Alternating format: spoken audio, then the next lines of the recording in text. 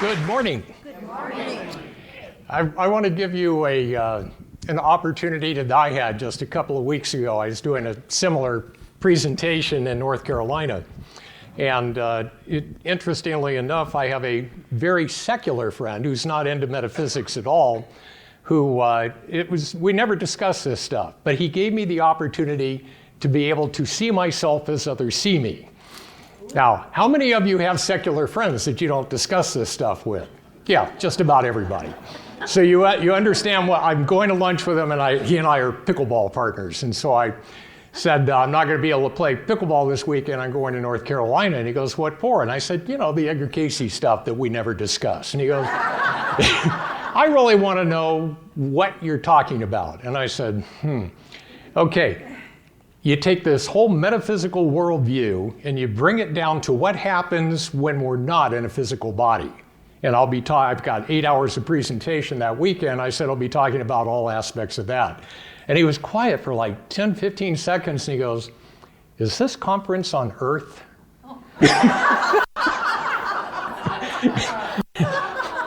I did what you did. I started laughing. And he goes, okay, is it in this dimension?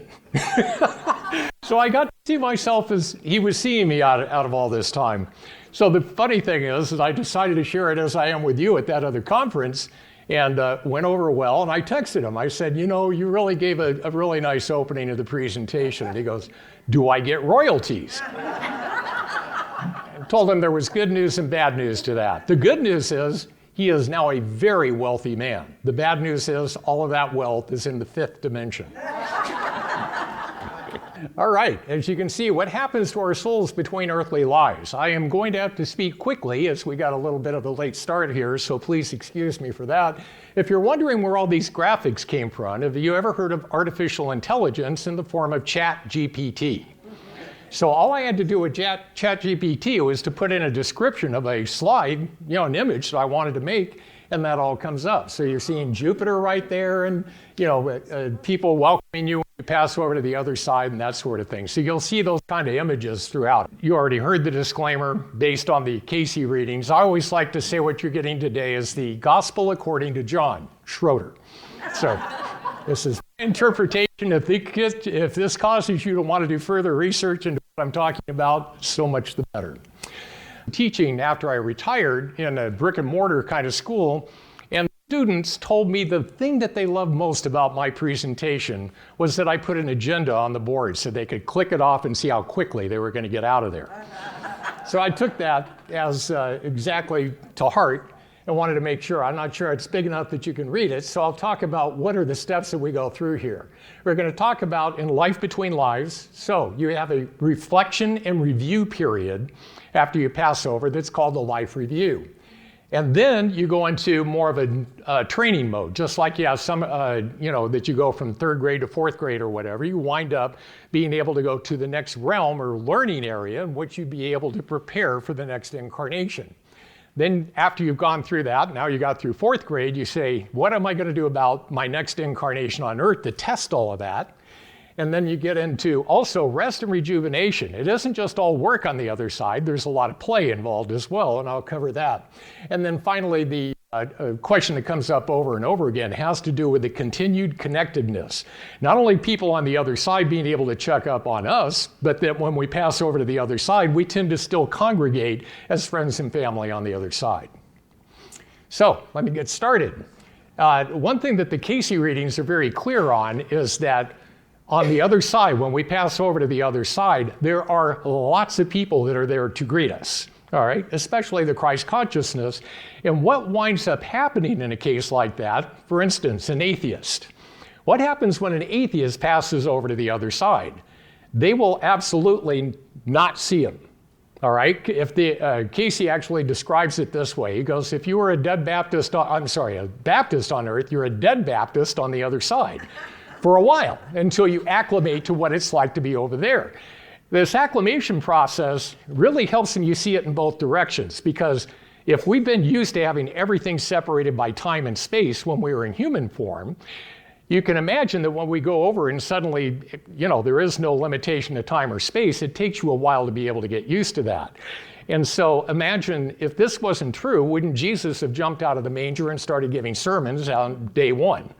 It takes a while for us to be able to acclimate to the new realm. So anyway, in going over to the other side, again, I'm trying to keep this short so you can just see images of what it's like when we get over there and get reunited with loved ones. So what you're seeing right here is an exact quote from the Edgar Cayce Readings, and that is an index number. And what it winds up doing is being able to tell you how you can go find this exact verbatim quote if you wanted to go check that up. So this particular person, so that the people wind up remaining anonymous, they don't use the names for most of them. Instead of it being Mr. Jones, Mrs. Smith, it's 5195, and the dash and then the number after it indicates what sequential reading it is. This is coming from the first reading of this particular individual, and then the P3 says if you go down, it'll be paragraph 3. So literally, and one reason I'm going into this is because you will have the ability to write down an email address to be able to get this entire presentation from me in PDF or Adobe PDF format, and you'll be able to take this with you and see it. Believe me, there are a couple of slides later on you'll probably want a copy of. So it's letting you know that no work is to be done except that you do this life review after you acclimate. So for a while you acclimate over there, and then you get what is called a life review. If you see in the lower right corner, you have a picture of you with Jesus right in front of you. Jesus doesn't need to look at your life review. He's already got it down. So all he's doing is showing you unconditional love, unconditional positive regard through the whole thing. There is no judgment. Does anybody recognize this kind of a picture right here? Have you ever seen a movie with Meryl Streep and Albert Brooks called Defending Your Life? Great. If you've never seen that movie, I'm not saying it's a perfect, rendition of what happens on the other side, but it's very funny. And to be able to see this kind of a take on everything, it's well worth seeing. Defending Your Life, Meryl Streep, Albert Brooks. All right. Some of the information that I'm going to cover here is from Dr. George Ritchie. How many people have ever heard of that book, Return from Tomorrow? Just a couple of you. All right, back in 1942, George Ritchie he wanted to be a doctor. He actually joined up in the military because he didn't have the money to be able to put himself through medical school, and he was accepted into medical school in the Army, but he had to go to Texas and do all of his basic training and that sort of thing first. And so the book goes into a near-death experience that he had at that time and what Jesus showed him on the other side. So this, in terms of the book, I just covered most of that. As far as in 1942, he became very ill. I think it was spinal meningitis, of all things. Might have that off. But he wound up with 102 temperature and tried to ignore it because he knew if he missed his entry into the medical program, he might get passed over forever. So he said, by golly, I'm going to make it. And that was not the right choice at that point. So he got even sicker, and you can see his temperature went up to 106.5. He went into the hospital and was actually declared dead. And that lasted for 9 minutes. And this is where you wind up saying, how they count time on the other side as compared to here, very different, because there's no way everything you're getting ready to see happened in 9 minutes. He said, first of all, let me start with my life review in which you get to see every single moment, every nuance of what happened to you. And he was 20 years old at the time. And so he lived that entire lifetime over minute by minute inside of 9 minutes. And he was 20 years old. So imagine if he'd been as old as all of us, right? So he goes through that, winds up being on the other side. I'll just pass that. Okay, now he decides, I'm going to be late for my medical thing if I don't get there. And he jumps up out of the bed, and he was kind of surprised because he couldn't find his clothes, and he sees there was somebody kind of with the head turned that was in the bed with him and wasn't moving, was asleep, and it was late, 2, 3 o'clock in the morning. And so he's looking at it going, that was weird. And then he goes out in the hallway, and just as the picture there declares, he was trying to get to the doctors or nurses that were in the hallway, and they are ignoring him. And he's like, well, this is really rude. But all of a sudden in his mind, and by the way, this is a Cayce thing. Spirit is the mind is the builder, physical is the result. In his mind, he built, I need to get to Richmond, Virginia, where the medical school is. And the next thing he knows, he is traveling hundreds of miles an hour, just flying through the air above the treetops, headed toward Richmond, Virginia. And so I built it in my mind, and that's where I'm going. All right. So that was a interesting response to what was going on there. Still, he's alone. Nobody's talking to him. So he finds himself over a highway, and I, in particular, have this Pabst Blue Ribbon beer sign. This is going to become important later on. He sees that, and he sees somebody walking toward the entrance, and he goes, I want to go ask that guy, where, am I in the right direction? How do I get to Richmond, Virginia, and all the rest of that? And so he goes down, and the guy does the same thing to him, ignores him, doesn't even see him, and that's when it finally occurs to him, oh my gosh, I might be dead. He panics. And he does something really important at that point, and you're going to see why it's important. He started praying fervently. And at the moment that he started praying, Jesus showed up. He later finds out Jesus was always there. He didn't see him until he reached out and asked for help. So that's what we're talking about at this point. Jesus shows up and says, and he starts kind of introducing him to the life review. He goes, tell me what you've done with your life, to be able to show me. And he goes, well, I became an Eagle Scout. Jesus kind of smiles and says, that was for you. What have you done for me? All right. So we're talking about demonstrating love, patience, cooperation, fellowship. That's what Jesus was looking for. And that is the purpose of his life review at that point. It says, Eagle Scout was your goal when in life, but now that you see from an eternal perspective what's important, when you go back, and he wasn't thinking go back at that point, but he's going, what the priority should have been is love, patience, cooperation, fellowship. So he put him on that track. All right, so nice picture of what it would look like if you're standing there in the life review, getting every nuance of your life unfolding in front of you through the whole thing like that. And he's starting to get a understanding of where he should have been spending his life that whole time.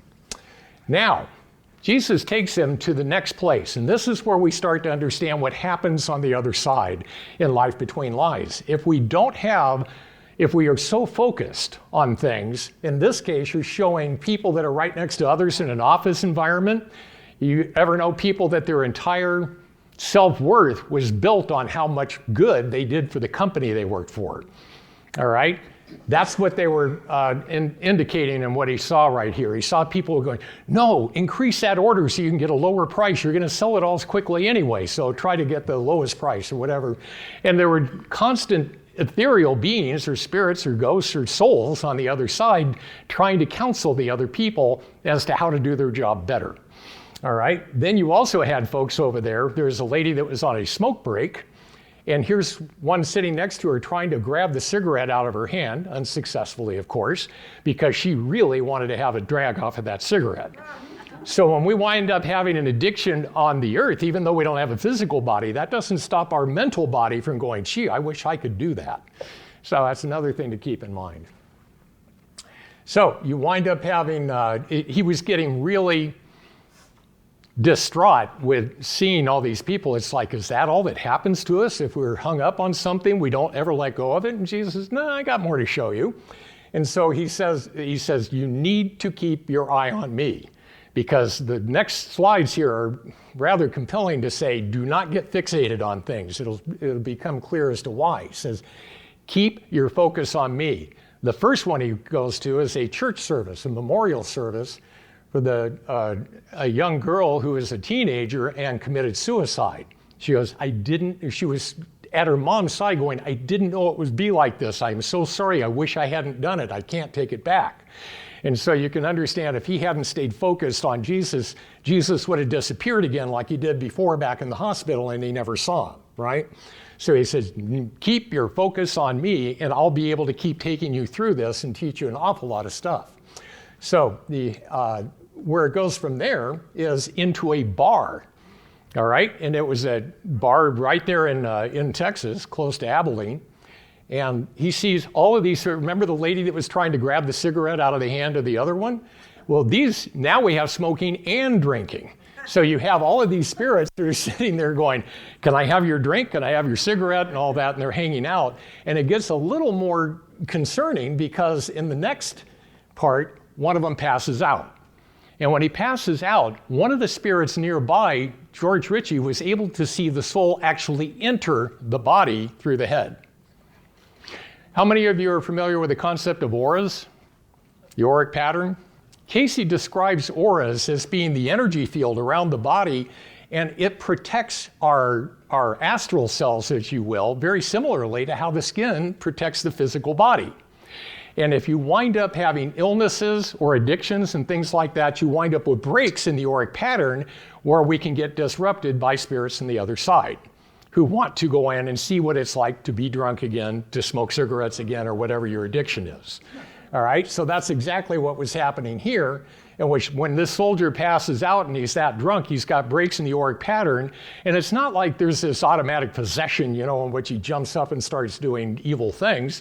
It's just that the soul is in there making a connection with the body and able to feel what it's like to be inebriated, or whatever the addiction winds up being. So when you wind up having that kind of an encounter, he was seeing it happen again and again as it got later in the night and the people were passing out, and it kept happening repeatedly. So he said, yeah, this wasn't just an anomaly. It's all over the place. If you go to a bar, you go to an opium den, or whatever you want to call it, that's the kind of thing that happens. So the next place that Jesus takes him to is a very interesting battlefield, because they didn't have like all the modern warfare and guns and cannons and airplanes and all that. This was hand-to-hand combat. And this is like if you really have a mortal enemy on Earth and you both pass over on the other side and you do nothing but try to hurt each other from the other side. Now, here's the interesting thing. You would both have astral bodies and can't harm each other. That did not dissuade them from continually trying to see if they could hurt the other person. And they were so focused on it. Here's where it got really interesting, because you wind up having angels and Jesus were everywhere. And he noticed they couldn't even see him. George Ritchie said none of the people there, if he was right next to him, they couldn't see him because they're still doing this. Mind is the builder. If you're so focused on this other person or conflict or whatever it is that you can't see anyone else, that's exactly what comes in, even though you're getting all this angelic and help from even Christ himself. So if you don't have the ability to reach out as George Ritchie did and said, God help me, boom, he had it there that moment, that very moment. He had Jesus right in front of him. All right, so they didn't have that. But the moment that any of them do feel like there's got to be a better way to do this, then all of a sudden they're there and they're able to help you. So we do have to reach out. Now it gets better, because what happens from here is he takes them to a higher level. But it was interesting what the higher level was. The way it's showing is this tremendous structure of higher learning. And notice all these people are not collaborating. They're all studying on their own. And apparently once you get past all of the earthly addictions, we go into this thing of we want to know everything. We want to increase our knowledge. And so it's showing that a higher realm of consciousness, you get to learn all of the laws of physics and what happened with the Big Bang and how life and DNA and everything unfolds. And he said, but all those people were doing it for themselves. They were getting greater knowledge, but Cayce actually defines knowledge as how to be able to use all the things that you're learning in a way that is in harmony with everything that's in God's creation. So that's really true knowledge, true wisdom, is how to be able to use all this stuff you're learning in a very positive way. And so he's seeing this happen with those particular folks. And then he was taken to the next one. Now, you've probably heard of the Peter principle, that people get in business, they get promoted to the level of their incompetence. This is where he found his incompetence. He approached this beautiful city that looked very much like this. And the reason I say that is because he was this is a description of what the main city or the capital city of the lost continent of Atlantis looked like, as far as concentric circles that were all connected by bridges and surrounded by water and all that. And he said it looked just like what Cayce described for Atlantis. And he goes, that is a realm that we were getting ready to approach. And as we went there were even a couple of souls that started flying up to us. And he goes, I couldn't go any farther. So in other words, this happens, Cayce uses it in the case of channeling. You, as an you might say, hey, I can get the, Saint Germain, I can get the Archangel Michael or Gabriel or whatever to channel through, but no matter who you attract, they can't give you higher information than you as an individual can absorb, can live, can manifest and apply in your life. So you really have to be careful. If you're out there channeling and you get all excited about going, I got this really high spirit talking with me, and going, yeah, you can only go as high as you understand. Now, your spiritual understanding is going to limit how much good information can come through no matter who's talking to you. All you have to do is read the Bible to understand that one. They're spiritually inspired, right? And you sit there and see that stuff in the Old Testament. Let me tell you just a quick sideline. Cayce describes the Bible as an incredible historical document that documents our growing understanding of the unconditional love of God. Now, if you think about it, you start there in the Old Testament, and the next thing you know, we're supposed to go down there and kill everybody in Jericho and enslave their women and take all their assets. And Moses is saying that's what God told him to do. We're going, maybe not. Might have been a little more loving than that. But as time went on and you get up to the Psalms, you start getting a beautiful description in so many ways of what life is supposed to be like. And by the time you get to Jesus, you're going, wow, that's very different than what Moses gave. Now, in the Bible, they're very accurate in a number of things. How about one is God is unchanging. So what the Bible is changing, did God change or did our understanding of God change? And so that's what I'm referring to as far as we can only give the highest and best information that we're receiving according to where our development is. Anyway, he was not able to approach the city except from a distance like that. And he finds himself back in the hospital. And he finds himself back in his body, and he comes back into consciousness. He didn't just jump up and start dancing around. He was so sick that it took his body 2-3 weeks to recover, and he was able to go to medical school because he wound up, this is toward the end of his life. He died, as you can see, back in 2007. Incredible gentleman. I got to spend time with him and ask him all sorts of questions beyond what was in the book. And he lived in Virginia Beach. So he was very close to the Cayce material. Anyway, he was able to see how to change his life. When he went into the medical profession and became an MD, he also went on to specialize in psychiatry and to be able to help people through this part of it. Because he understood, all right, we'll go so far in being able to heal the physical body, but he understood that we don't have a physical ailment that didn't start with a problem up here. So he wanted to be able to help people fix what was up here, and then the body will naturally heal itself. Here's an interesting distinction in the Cayce material. Most of you probably have heard this, but what pain is for in the body is to be able to draw your attention to the area of the physical form that needs healing. Fear is the same thing for the mind. If you find yourself fearful of something, that is the area of your thinking, of your concept, of a worldview, of where you should be living all the time instead of going to the bad places that we all have memories of. He said, if you have a fearful feeling about something, that's where you need healing up here. And that's what George Ritchie was concentrating on. You've actually finished one of the presentations that I have, but all of this is life between lives. So I'll go into the next one that has to do with planets, dimensions, and schools. And this is, again, you're seeing reading numbers down here that refer to the exact quote that this is talking about.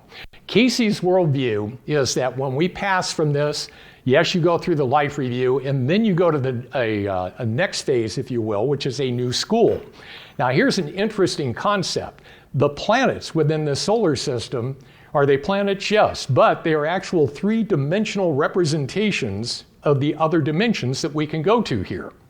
So in other words, if you go to Mars, you're actually going to, if you want to call it this, the school in which you'd be dealing with aggression, with war, with power, and that sort of thing.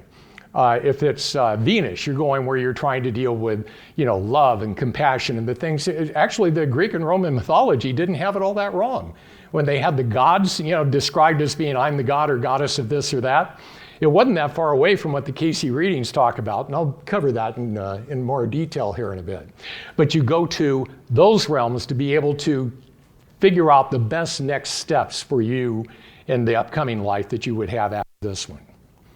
So, As the soul growth continues on the other side, actually I covered all that as far as the Roman gods represent those dimensions, but this is one of those slides that you can't read, I can't either. But I did put it together as far as, and let me put on my glasses and I'll at least tell you what that's looking like. Along the top, it's giving you the 7 centers, all right? So you have the 7 centers that are the chakras, the spiritual centers of the body, and it starts with the root chakra, then the cells of Leydig, as they're called, the adrenals or solar plexus, then you have the heart or the thymus, the thyroid, the free will gland, then you have the pineal and pituitary. This is one thing that's important to bring up. Cayce is different from Eastern philosophies as far as the last 2 and the order that they come in. The other ones match, but because one of them, being the pineal, winds up being higher than the pituitary, they wind up in Eastern philosophies, they say that the pituitary is the 6th gland, the pineal is the 7th. Cayce says it is, the clue in this actually comes from the 23rd Psalm. If you remember that part where it says in the 23rd Psalm, "My cup runneth over," it's actually talking about the meditation process, or when we raise the spiritual energy, it goes to the 6th, the pineal, and floweth or runneth over into the 7th, the pituitary. So if you ever wind up being able to see that you'll understand "my cup runneth over" means the pituitary is the 7th instead of the 6th gland. But on the left side here, all the way down to this point, is all this stuff has to do with symbology in the book of Revelation.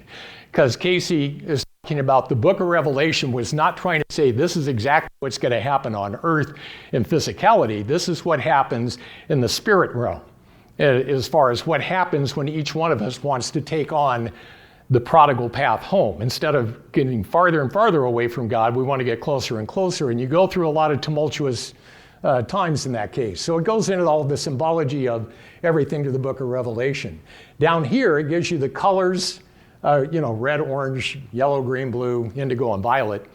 The elements, earth, water, fire, and air, where it's the calf man, lion, eagle, and so on, do, re, mi, fa, sol, la, ti, do, and so on. Now, you have in the bottom one, it's talking about which planets, and I left that one for last because that's what the next part of this presentation is. And ECR stands for Edgar Cayce Readings. And here's an interesting one in which you see the order of the planets is how they correspond to, in case of the first one, Saturn, that's the gonads or the root chakra. Then cells of Leydig, then adrenals and the thymus for Venus and so on. And the one on the right is showing you what order they are in our solar system. They don't match up. I have tried to find what the correlation is. Is it the size of the planet, the density, the mass, the numerology of it? I couldn't figure out what was going to make the right side line up with the left. So if anyone can ever figure that one out for me, let me know. But it does. There is one that's missing on the left-hand side. Why is Earth missing? Earth is missing because this is testing ground. We go through all those other places, and then once we leave those places, we come back to Earth. And what is the reason why Earth is so important to this process? It's because it is the 3rd dimension where we wind up having a separation of time and space. I don't have the slide in here, but imagine for a moment that I take Scrabble letters and I spell out treat others as you would have others treat you. So you got that in Scrabble letters. And then the next slide, if I had it up here, you'd see all those Scrabble tiles just confused and all put together like that. And you're just looking at it going, it's a stack of Scrabble tiles. That is the difference between the Earth and being on the other side where there's no time and space limitations. You've got the same message, treat others as you would have them treat you. In Earth, sequentially lays out for you there. They're all scrambled because you don't have sequential time and space on the other side. It's not a perfect analogy, but it gives you the idea of once you have the concept and spiritual awareness, you can treat others as you would have them treat you, even if you're on the other side. You would be able to glean that out of the scrambled up tiles. The idea of why is the Earth so important is to be able to give us the clarity so we don't have to go figure it out for ourselves like that. If you hit somebody here, they're going to hit you back, and you get to figure it out real quick that way. All right, so starting with the first one, Saturn. We have Saturn is often seen as the taskmaster of the zodiac. If you study the Edgar Cayce Readings, he says Saturn is the realm that we go to get rid of all insufficient matter. That's a quote. All right, I'm not just speaking over my head right now. I got to memorize that. And you wind up, what does that mean? Cayce says there is no physicality to the spiritual realm. But when we pass over from the earth in this physical body into the astral body, we still have physicality. Now, it's very ghost-like and everything kind of passes through everything else, but there is still matter at some level, some vibration involved in it. And apparently, if you have a very strong addiction, drugs, alcohol, gambling, whatever it winds up being, that if you have a real strong addiction and you can't kick it yourself, you go to Saturn. Now, here's one thing that I had to learn, and it was, I'll start with this. A very wise individual that knew the Cayce Readings, I said, is that like fire and brimstone? Because it talks about burning the dross off of the soul. You know what dross is? That's when you remelt gold and all the stuff that's not gold goes to the top and you just scrape it off like cream and you got, pure gold underneath that. I said, so are we like subject to fire and brimstone there? Is that where all these images of hell came from? And he goes, that might be the way we wind up seeing it. He goes, imagine that you go to Saturn and you are facing the incredible unconditional love of God undefiled, that perfect light, that purification that can happen to the soul. And if we hang on to our fear, guilt, and shame, it can be a very painful experience because we're not letting go of it. But if you can go in there and say, God, please take this and let it go, and you're very willing to let it go, it's not going to be nearly the experience it could be if you allow your fear, guilt, and shame to get in the way of the thing. So if you ever hear Saturn being where you get cleansed of all that, so that when you go back onto Earth, you don't have the predilection or the habit of going back into the things that you are addicted to. Next one is Neptune. Neptune rules over imagination, psychic abilities, and the unseen realms. I'm just doing a very quick overview, and I don't really go into the negative side of this very much, but there is a negative side to each one of them. I mean, a good example would be the thymus, or, when you get to deal with love. You also get to deal with envy and lust, if those are your problems over on the other side. So just an example. Then you have Mars. War, aggression, and drive. So the god of war, the Greek and Roman gods had it, is definitely that. Then you wind up having Venus, love, beauty, harmony, and creativity. Really what I'm saying here is if you spent the majority of your time in between lives in these each one of the planets, this is what you're coming into the next life to work on. So it's like, you're majoring in something in college. This works very similarly to that. Uranus, you have connection to innovation, revolution, and the unconventional. Mercury is definitely known for thought, speech, and learning.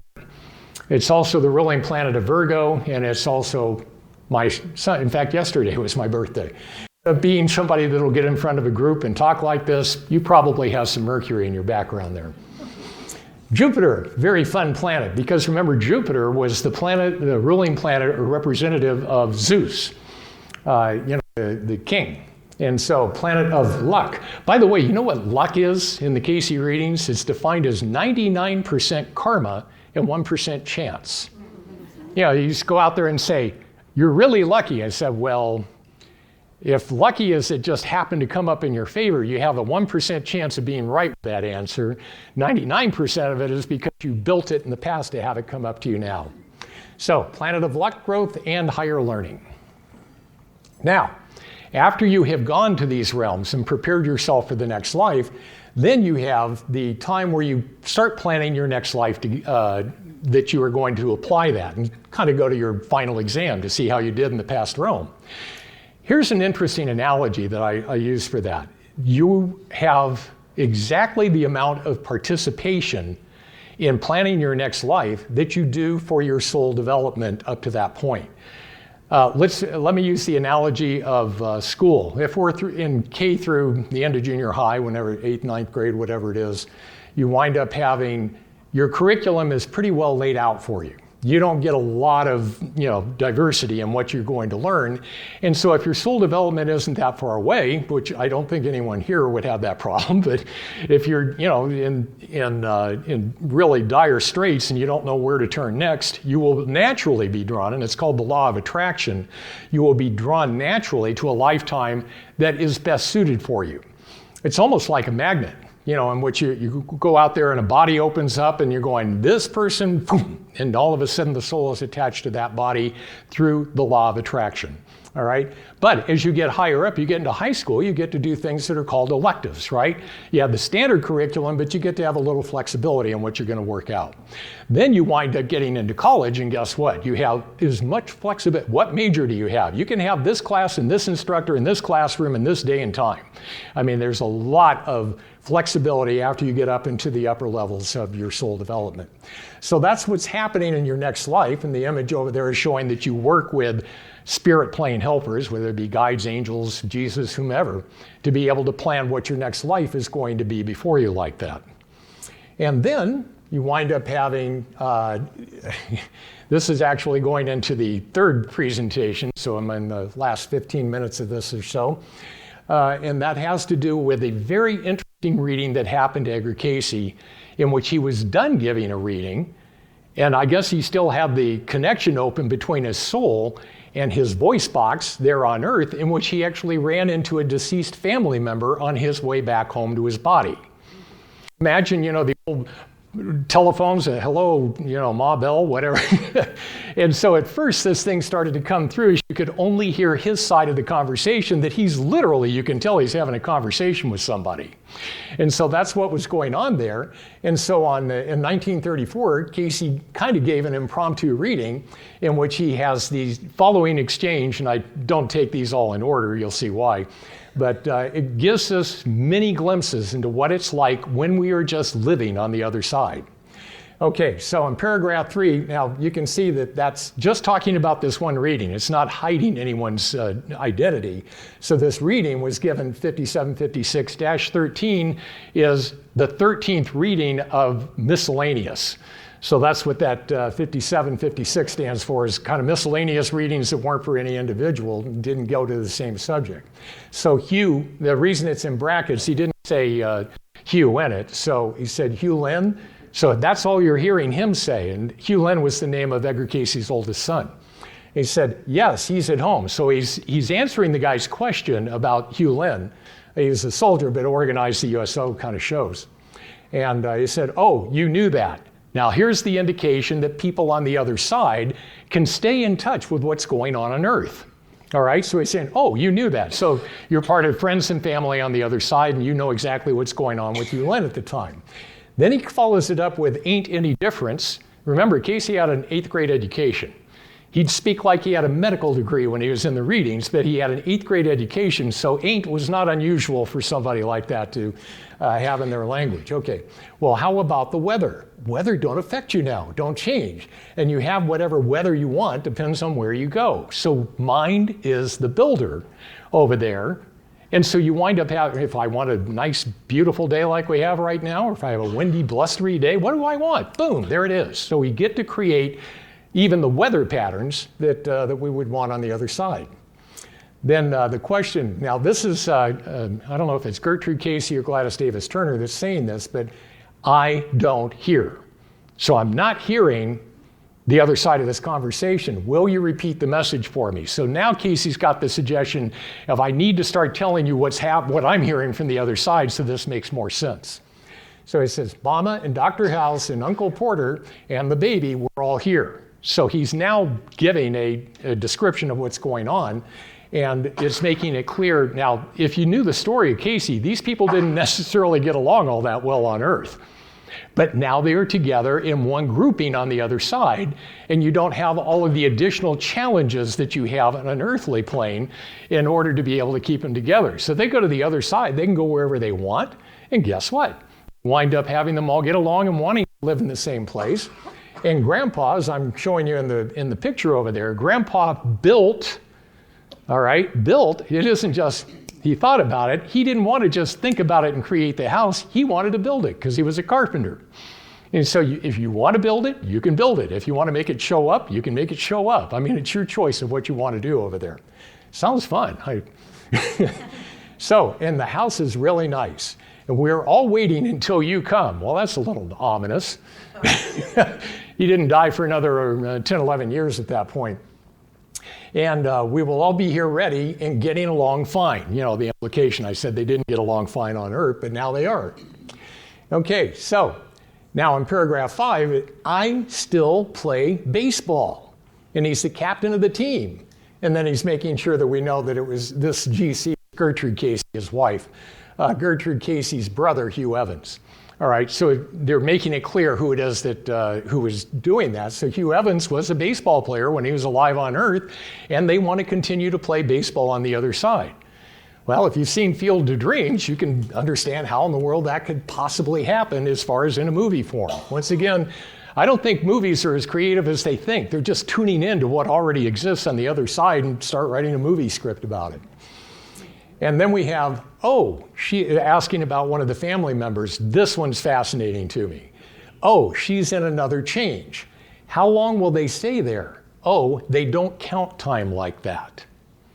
Now, he's asking about somebody that should have been with that family grouping that wasn't part of it. I'm going to digress a little bit and speak about how many people have ever heard of the gentleman Herb Puryear, Dr. Herb Puryear? This isn't the kind, it's a very Edgar Cayce name, and you would know him from that. He's written best-selling books like Sid Kirkpatrick has. But Herb Puryear was somebody I kind of grew up at his knee. He was 30 years older than me and across the street from me, and one of the greatest Cayce interpreters I ever met. But he described this, and I don't have the slide for it, but imagine if you had the birth to the death right here for any of us. And then you have a person that enters into your life somewhere in your 30s or 40s, and all of a sudden this line that's going across here, you have a triangle that's made out of it, and it goes up and it comes down.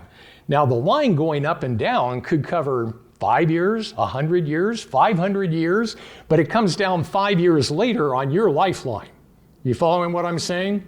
So that 5 years elapsed to you, but they could have had any amount of time actually elapsing between the time that they left and when they returned, as far as you were concerned, within the 3 dimensions here on Earth.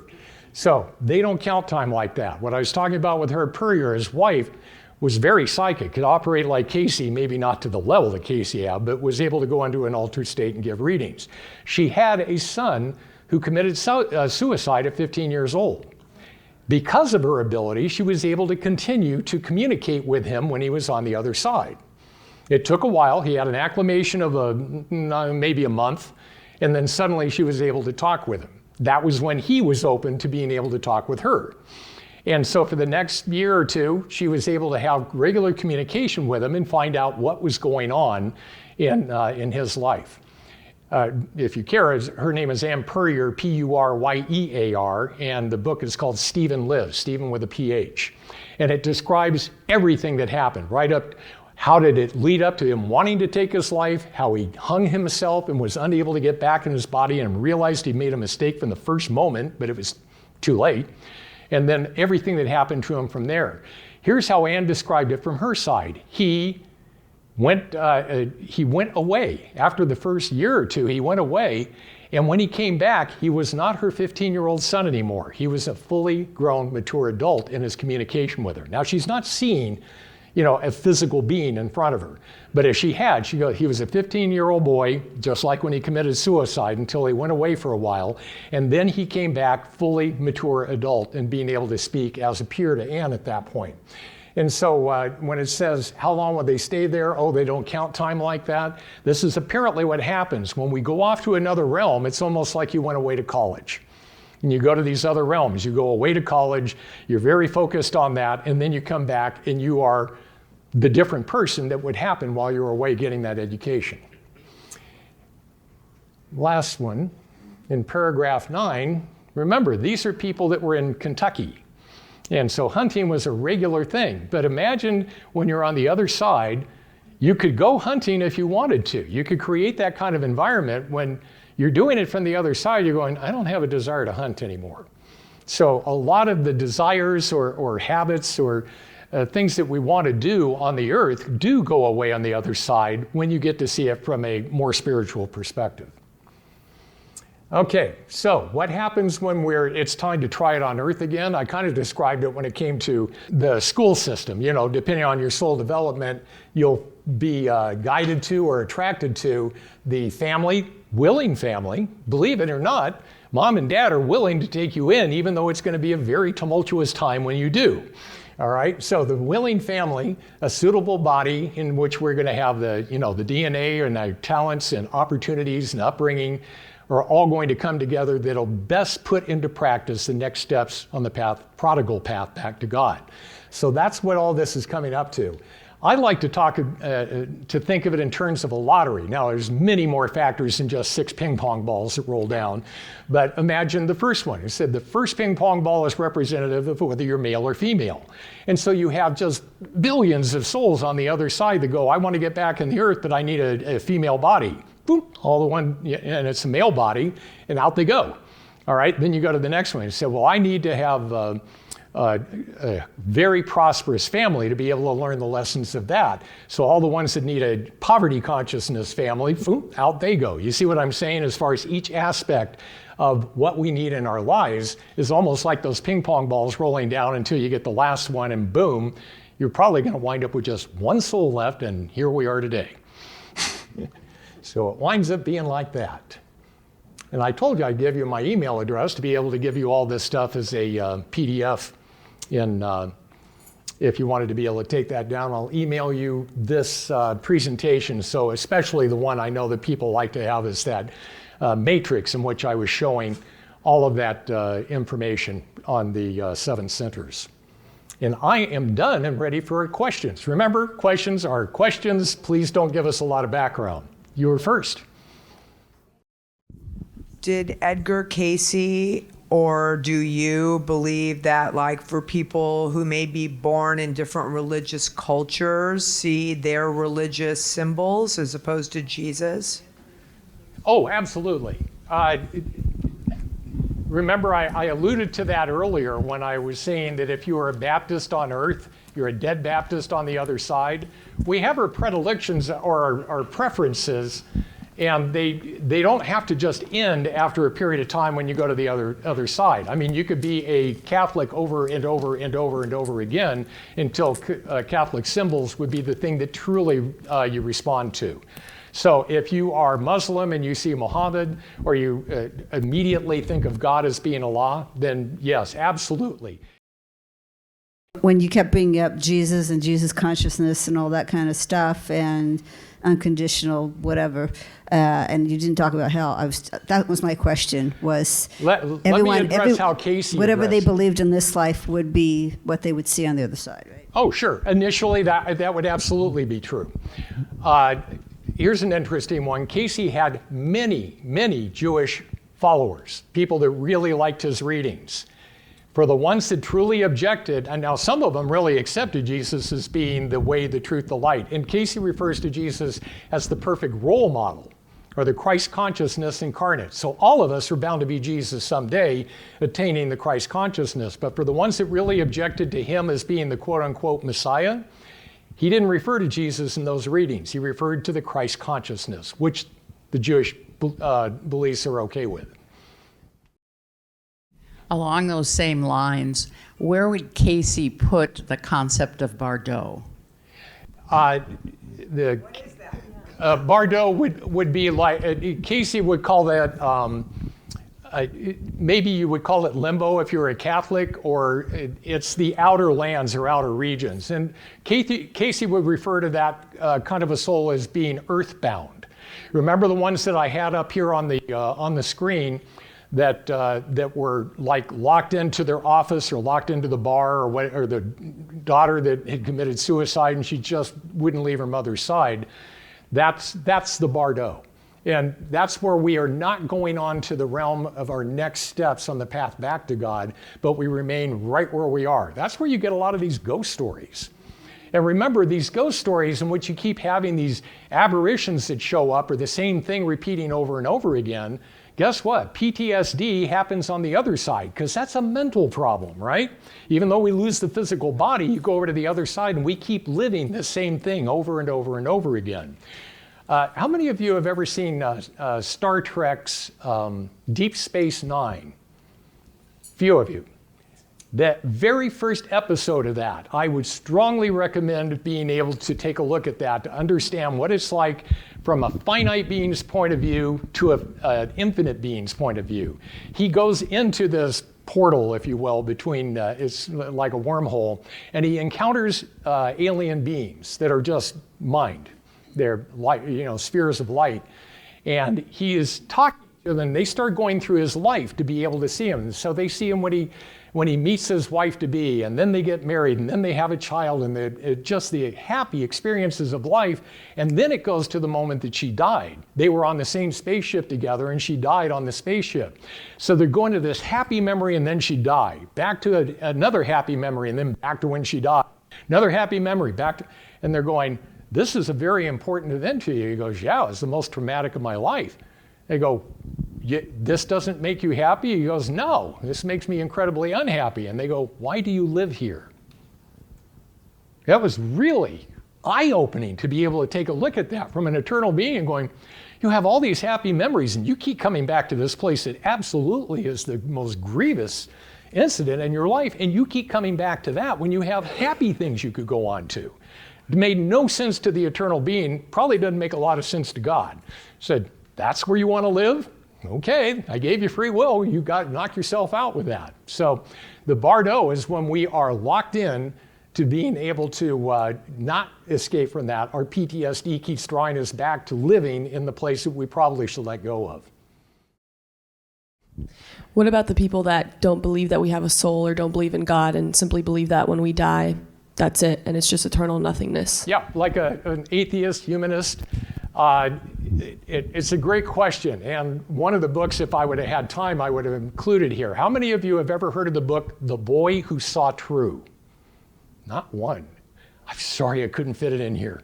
The Boy Who Saw True is a diary from a boy that started from about 10 years old and was very psychic.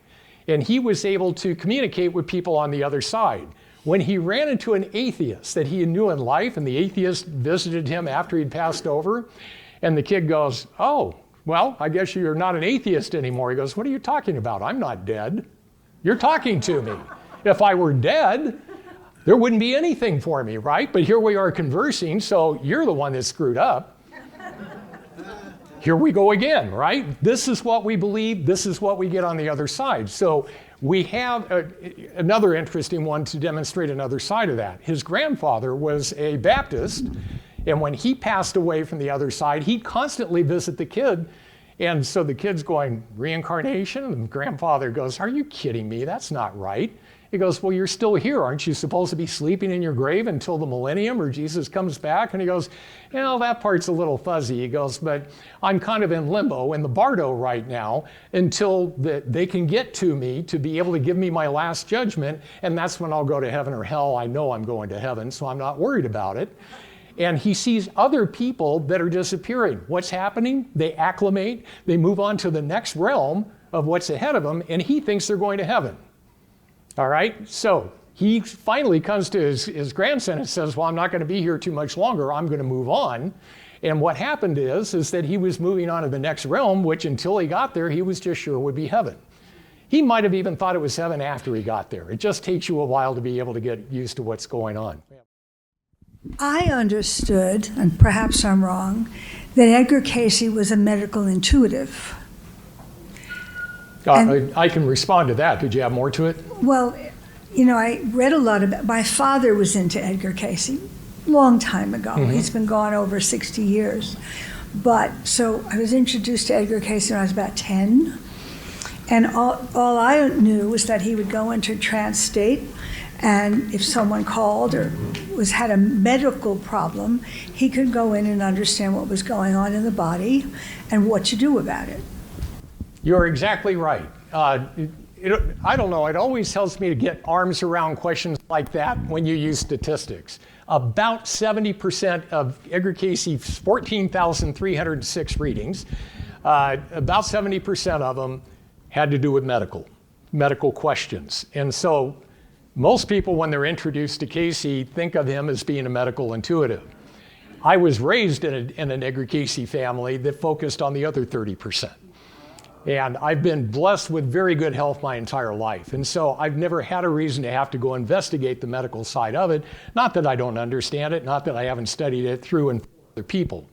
But here's a big difference between those two. When Cayce was asked questions from somebody that wanted to be healed, he said, and his description was, my higher self connects with their higher self, because who is going to understand more about what's going on with the body than the soul, the higher soul of the body that's afflicted? They know exactly what's going on in the mind and where it needs to be healed.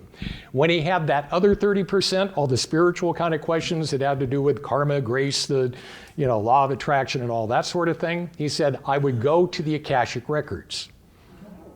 Now, here's a funny story. This one came from Hugh Lin. It's not a Cayce reading, but I asked Hugh Lin. I knew his oldest son had a huge effect on my life. I'd gone to dinner with him one time, and I said, so what is it like for him to go to the Akashic records? And he goes, well, he explained it like this. He goes, imagine that you have an out-of-the-body experience and that you are being led by this light being up through the realms that you saw here. So it gets, you start in these lower realms and then you go into the scholarly type and then the love and light.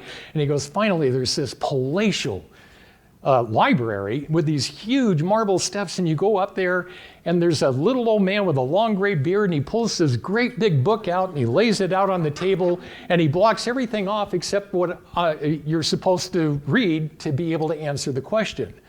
And I looked at, I didn't say a word, and Hugh Lin said, and then I said, Hugh Lin said to Edgar, he goes, so that's what it's really like? He goes, absolutely not. But I had to put it in terms that you could understand in order to be able to get there. He goes, all of those things I described are because you're in 3 dimensions and that's how you would see it. By the way, that's what dreams are.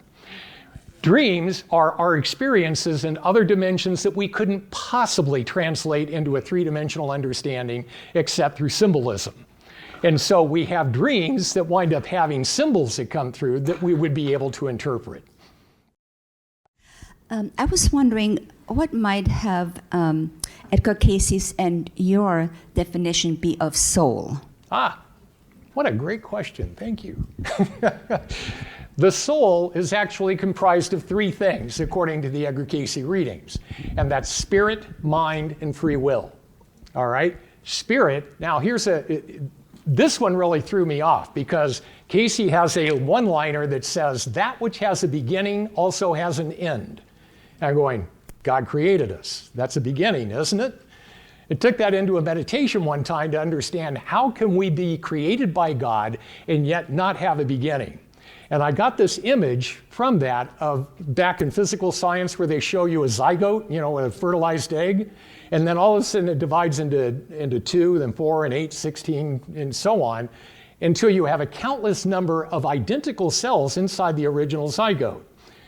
And so I'm looking at that going, so that's how God created us? And he goes, well, yeah, except, the thought immediately comes into my mind, an infinite number of souls were created within the membrane, if you will, of God. So all of us are these identical single-celled individuals within that original membrane.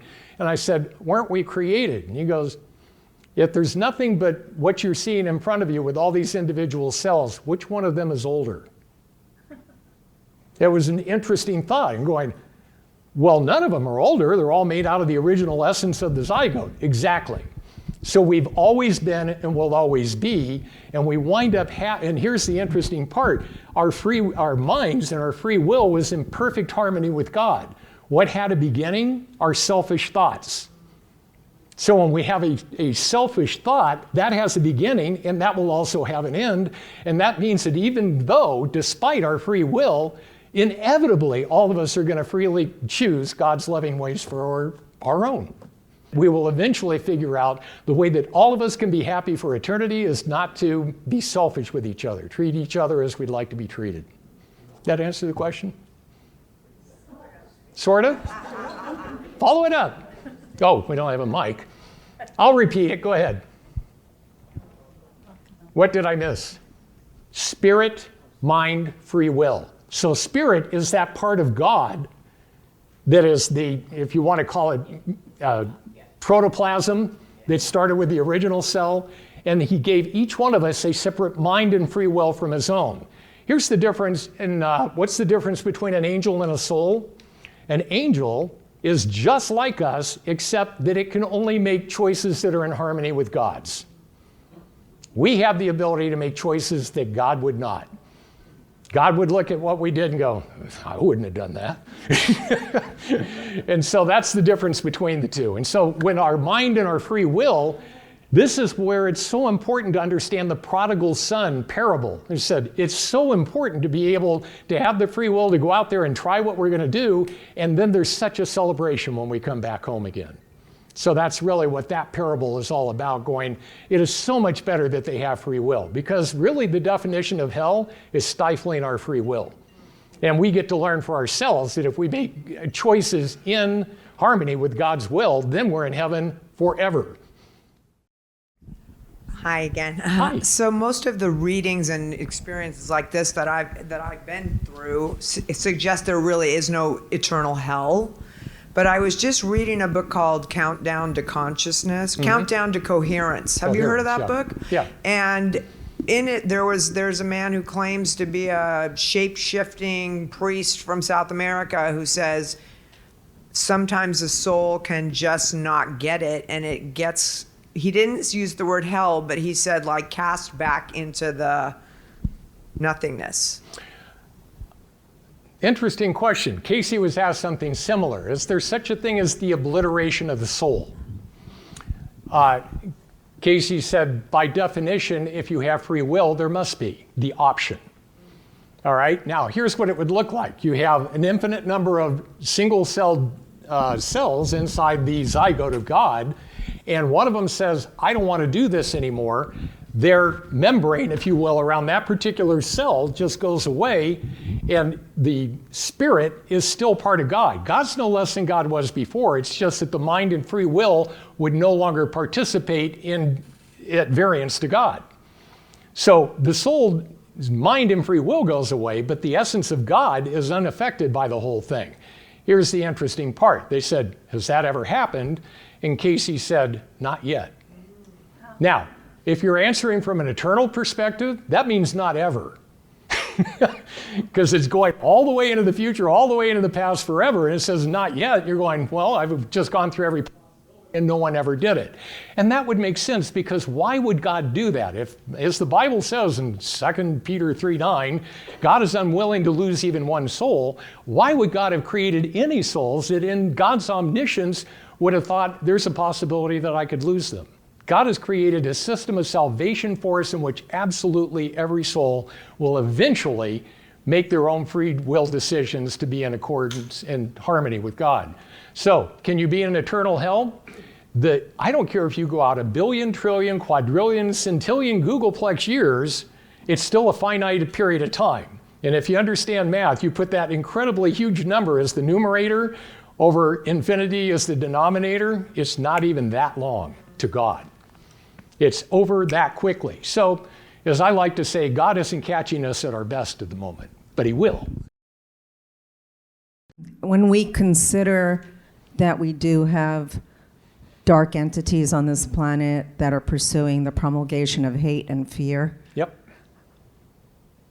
where do they go? Where do those souls go? Actually, to answer the question, probably from where I think you're asking it, Cayce referred to another area that he referred to as outer darkness. Okay? Outer darkness, you can think of it as being a prison and even solitary confinement, but no one's holding them there. What it means is that we are so obsessed, the PTSD, if you will, we are so obsessed with our own lives and how everybody else is responsible for how screwed up, things happen to us. You ever meet the people that never found a good relationship, never had a good boss, and it's always their fault? That's kind of a gentle way of being able to talk about for a truly dark entity that says, and let's talk about Lucifer. By the way, Lucifer is a soul, not an angel. One way you can tell that is because angels' names end in EL. Gabriel, Ariel, Raphael, Michael, and so on. So Lucifer, according to Cayce, was a soul who said, I think it'd be interesting to start doing things my way in harmony with the way I would like it to be, and just went off on his own. It wasn't this evil incarnate that's trying to thinking that he's greater with God. As a matter of fact, Cayce describes Lucifer, he says if you ever mention God, it causes him to shake. In fear, he realizes who he is compared to God. He goes, God, just leave me alone and let me be Lucifer. You ever hear that planet Lucifer? What's it like on planet John where I'm just out there on my own doing what I like? Lucifer wants to be able to have his own realm where everything's the way he likes instead of the way God likes. And even Lucifer will eventually accept God's loving ways for his own. Because Cayce said, not yet did a soul want to be obliterated or excluded forever. So outer darkness is when we just shut ourselves off and don't ask for help. Remember, as soon as they prayed and said, God help me, boom, Jesus was there that moment. You or Cayce, I'm not sure if you've ever had a moment where you've met somebody and instantly thought, oh, I know you somehow. I've known you maybe in a past life. Is there any indication that you or Cayce believe that people that we've met or known in a past life, there's karmic relationships that we come back to this life and repair it with them here? Does that make sense? Here's a couple of quotes that will support exactly what you're saying there. Cayce said, you meet no one by chance. He also says, if you meet them, you've met them. In other words, every single person in this room has been together in past lives in one combination or another. There isn't anyone sitting here that we haven't known each other in a past life. Now, we may have had closer or further away relationships depending on that time. For instance, I've had enough psychic readings. My wife and I've been married 43 years now, and my wife and I just adore each other. And we wind up, we weren't always that way. What came up is that the variety of the relationship, she said, you have certainly been husband and wife. You've been people in the same family, one relation or another. You have been soldiers together on the battlefield. You've been business partners. And she goes, in each one of those cases, you two chose to be able to knock the rough edges off of each other and figure out how to get along. And so the people that you don't get along with, you've met in the past and you haven't worked it out with them yet. And once you do, it doesn't matter how different you are, you figure out how to be able to work in harmony with each other, no matter how different you are. So is there an end game to all this, or do we just keep going and coming back? That's a great question. And the answer is yes and no. There is an end game to us having to reincarnate on the earth. In fact, Cayce is very clear on the fact that what winds up occurring is that at a certain point, we don't have to return to the earth anymore, because remember the Scrabble tiles? You come to a consciousness in which you can figure out, treat others as you would have others treat you, even on the other side when they're messed up. You don't need the clarity of sequential time and space to get the lessons that you need to learn. Now, here's an interesting one. It said, what lies ahead for us? What lies ahead for us is called The Gates of Arcturus. I actually wrote a book under that title that talks about what happens when we leave the earth, and we've gone as far as we can here. It's the same thing as we're learning here, only on steroids. That you continually learn how to be more loving, more patient, more cooperative, but you don't need time and space constraints as you have on Earth to be able to become even more perfect. Here's an interesting, now in the Bible, it talks about Jesus, and Paul wrote in one of, I think it was Philippians, said that even though he were a son, he learned obedience through the things that he suffered. Okay, that's 2:5, Philippians 2:5. And he wound up indicating that we had somebody come in, Jesus, who was absolutely perfect, attained the Christ consciousness, lived a perfect life of love as a great role model for the rest of us to see what to do, and yet even he was able to learn obedience. Now, if I draw a circle right here, and I just say this circle is the circumference of the greatest amount of obedience that anyone's ever demonstrated, what happened was Jesus exceeded that circle. Now, the circle doesn't bust, it just gets bigger. And then when somebody comes along, as Jesus said, even you will do even greater things than I did, all of us are going to exceed the obedience circle out there. I'm getting to a point with this in a minute. But the idea is the circle doesn't stop growing. You may have limits to where it is at that point, but it will continue to grow as each one of us is able to go, we're making it even better and even better and even better. So you wind up having something to learn no matter how perfect you get. You can demonstrate even more of love, of patience, of cooperation. So the end game for the earth is we don't have to come back here. By the way, Cayce gave readings for maybe as many as 25 people out of the 5,000 or so that he gave readings for, that this was going to be their last life on earth. So if you want to do the math, fewer than 1% of the people sitting here are likely to have this be their last life, if you just statistically look at the way Cayce did it. My favorite study of that, I looked at all the different ways: age, gender, how old they were, where they were born, and occupation, and their astrology sign. 11 of the 12 astrology signs were assigned to people that said you wouldn't have to come back if all went well for the rest of your life here. There was only one that was excluded, Virgo. And here I stand for you today. By the way, I do have a number of past life recalls. None of them are wonderful. Yeah, I'm not proud of any of them. I share them all the time, but it's like I've been given a lot of humbleness when I see how many times I've screwed up. Did Edgar Cayce ever talk about is Earth the only place that souls go to? I mean, we've got trillions and gazillions of stars and galaxies and blah, blah, blah. Did he ever address that? And, are there other souls on any of those other galaxies? Wow, I like this group. This is probably the best mix of questions I've ever heard when I've done this kind of presentation. The answer is yes. Another quote from the readings is there is entrapment. Soul entrapment is kind of the way this is described. Soul entrapment throughout the universes.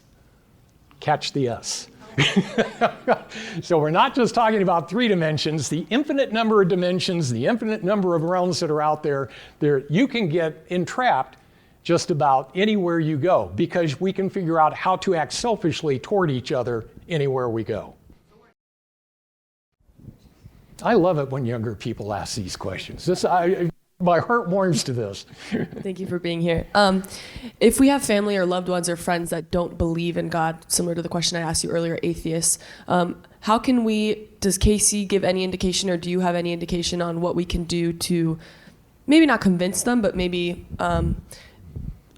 change their mind a little bit to reduce their suffering in the afterlife? You don't know how much atheists want you to change your mind. It's just the way it is. What is the karmic condition that causes somebody to come in as an atheist? That's a really important question because you're like, doesn't it give you nowhere to go if you don't believe in God?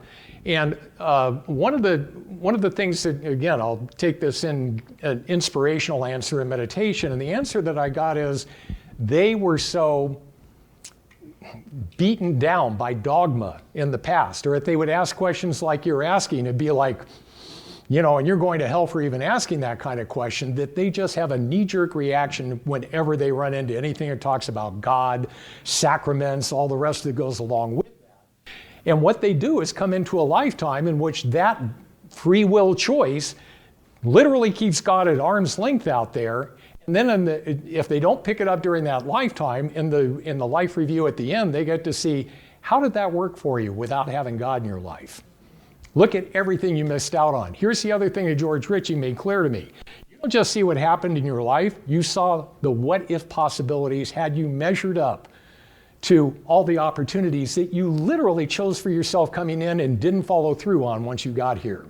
He says, the greatest pain that I had was in realizing I had set all these opportunities up for myself and I didn't take advantage of them. And that's where I felt bad. The worst sins that I committed in that life, I didn't feel bad about those nearly as much as I did not taking advantage of my opportunities. There you go. Thank you for being here. I came in a little late. You talked something about 3 things: spirit, mind, and body. Could you repeat that again, please? Sure. Cayce has a real easy one-liner. Spirit is the life, mind is the builder, physical is the result.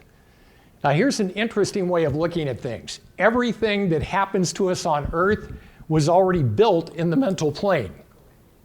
Everything that happens to us here is a past condition.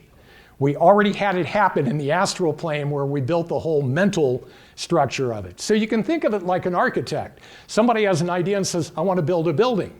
That's the spirit, creativity. The mental realm is when we put it as an architect down on paper, and the physical is when the building actually gets built. All right, so you wind up having an architectural design. Now, this is how come predictions don't always come true, because we have free will. So you can sit there and have an architectural design and you go, I need that room moved over here. And that changes what the outcome is going to be when you get down the road. And it can also change the timeline of how long it takes to build the building, if I want to follow up on the analogy there. So that's the concept, is that you have everything being built in the mental realm, and the physical realm, when it comes to be, has already been set in stone, if you will, on the mental side, as long as we don't change our mind. Well, I think that this has been the most marvelous discussion we've had in ages, and I'm so grateful. Thank you so much, John.